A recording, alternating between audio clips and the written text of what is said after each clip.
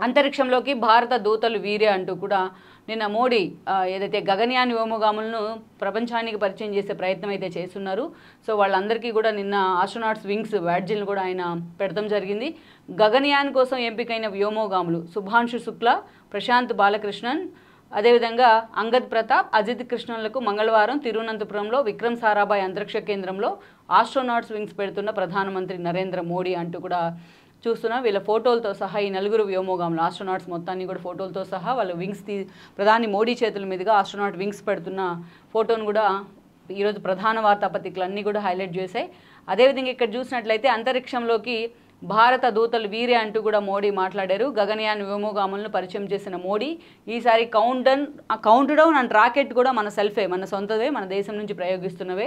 140 కోట్ల మంది ఆకాంక్షలను రోజెస్లోకి ఈ నలుగురు కూడా ఆస్ట్రోనాట్స్ తీసుకువెళ్ళబోతున్నారు అంటూ గగనయాన్ ప్రయోగానికి సంబంధించి కొన్ని కీలక కామెంట్స్ మోడీ చేయడం జరిగింది.